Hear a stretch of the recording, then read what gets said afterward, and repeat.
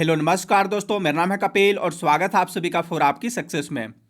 Friends, इस video में अभी हम लोग जीके के 25 मोस्ट इंपोर्टेंट क्वेश्चन आंसर को देखने वाले हैं जो आपके आने वाले सभी प्रतियोगी परीक्षाओं के लिए बहुत ही महत्वपूर्ण होंगे। तो इसलिए आप इस वीडियो को शुरू से अंत तक जरूर देखिएगा और इन्हें याद कर लीजिएगा, ठीक है। अगर आप इस वीडियो का फ्री पीडीएफ फाइल डाउनलोड करना चाहते हैं तो पीडीएफ डाउनलोड करने का लिंक इस वीडियो के डिस्क्रिप्शन बॉक्स में दिया हुआ है, ओके। तो चलिए अब क्वेश्चन की ओर बढ़ते हैं। तो यहाँ पर हमारा फर्स्ट क्वेश्चन है, कुतुब मीनार में कितनी मंजिलें हैं? तो कुतुब मीनार जो कि नई दिल्ली में स्थित है, इसमें कुल 5 मंजिलें हैं। कुतुब मीनार की नींव किसने डाली थी? तो कुतुब मीनार की नींव कुतुबुद्दीन ऐबक ने डाली थी, जबकि इसके निर्माण कार्य को पूरा इल्तुतमिश ने करवाया था। कुतुब मीनार की ऊंचाई कितनी है? तो इसकी ऊंचाई 72.5 मीटर है। नेक्स्ट क्वेश्चन है क्वेश्चन नंबर 2, स्त्री पुरुष तुलना नामक पुस्तक किसने लिखी है? तो स्त्री पुरुष तुलना नामक पुस्तक ताराबाई शिंदे ने लिखी है। यह पुस्तक मूलतः मराठी भाषा में लिखी गई है। नेक्स्ट क्वेश्चन है क्वेश्चन नंबर 3, गदर पार्टी की स्थापना कब हुई थी? तो गदर पार्टी की स्थापना 1913 ईस्वी में हुई थी। कहां पर? सैन फ्रांसिस्को, अमेरिका में हुई थी।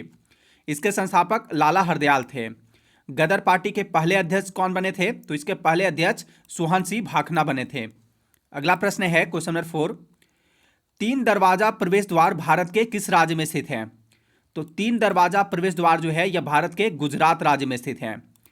देखिए, 3 दरवाजा, 3 दरवाजा, 3 दरवाजा, 3 द्वार या रीन दरवाजा यह गुजरात राज्य के अहमदाबाद महानगर में स्थित भद्र किले का ऐतिहासिक प्रवेश द्वार है। इस प्रवेश द्वार का निर्माण 1415 ईस्वी में हुआ था। बुलंद दरवाजा, बुलंद दरवाजा कहाँ स्थित है? तो यह फतेहपुर सीकरी, उत्तर प्रदेश में स्थित है। क्वेश्चन नंबर 5 है, एतमाउद्दौला का मकबरा कहाँ स्थित है?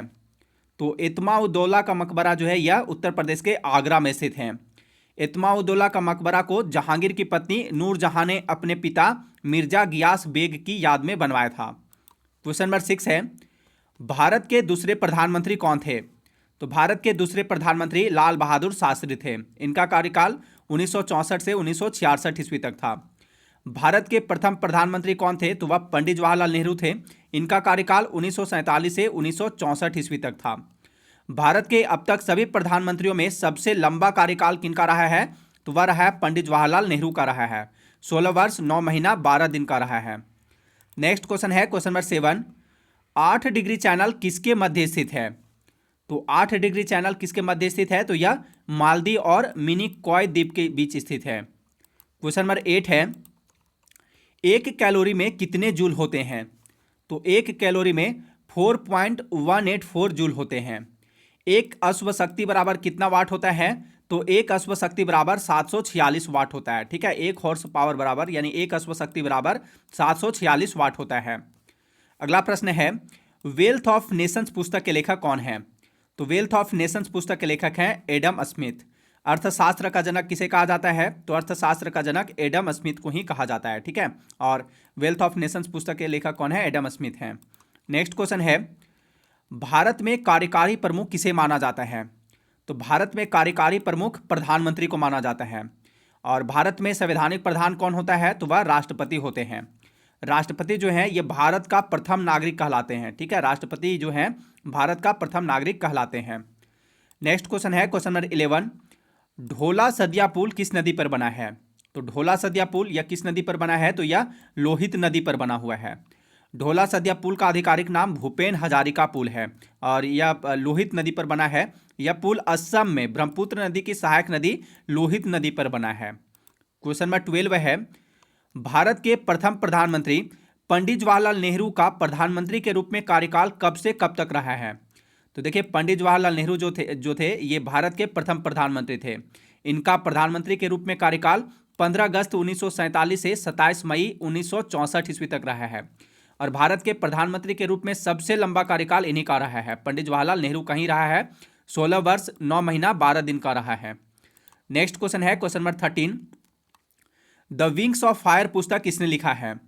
द विंग्स ऑफ फायर पुस्तक तो इसे लिखा है हमारे पूर्व राष्ट्रपति डॉक्टर एपीजे अब्दुल कलाम ने इस पुस्तक को लिखा है। डॉक्टर एपीजे अब्दुल कलाम को जो है भारत का मिसाइल मैन के नाम से भी जाना जाता है। क्वेश्चन नंबर 14 है, कौन सा ग्रह ब्लू प्लैनेट के रूप में भी जाना जाता है? तो ब्लू प्लैनेट यानी नीला ग्रह के रूप में किसे जाना जाता है, कौन सा ग्रह को, तो वह हमारी पृथ्वी को जाना जाता है। ठीक है, पृथ्वी को जो है ब्लू प्लैनेट यानी नीला ग्रह के रूप में भी जाना जाता है। पीला ग्रह के रूप में बृहस्पति को जाना जाता है। लाल ग्रह जो है मंगल को कहा जाता है। हरा ग्रह वरुण को कहा जाता है। और हमारे सौर मंडल का सबसे चमकीला ग्रह कौन सा है, तो हमारे सौर मंडल का सबसे चमकीला ग्रह शुक्र है। सबसे अधिक ठंडा ग्रह वरुण है और सबसे अधिक गर्म ग्रह शुक्र है। नेक्स्ट क्वेश्चन है क्वेश्चन नंबर 15, धातुओं में सबसे अधिक तन्य एवं आघातवर्धीय धातु कौन सी है। तो धातुओं में सबसे अधिक तन्य और आघातवर्धीय धातु जो है वह सोना है। सोना का संकेत Au होता है। नेक्स्ट क्वेश्चन है क्वेश्चन नंबर 16, मरणोपरांत भारत रत्न पाने वाले प्रथम व्यक्ति कौन थे। तो मरणोपरांत भारत रत्न प्राप्त करने वाले प्रथम व्यक्ति लाल बहादुर शास्त्री थे। भारत रत्न प्राप्त करने वाले प्रथम व्यक्ति कौन थे, तो वह डॉक्टर सर्वपल्ली राधाकृष्णन थे।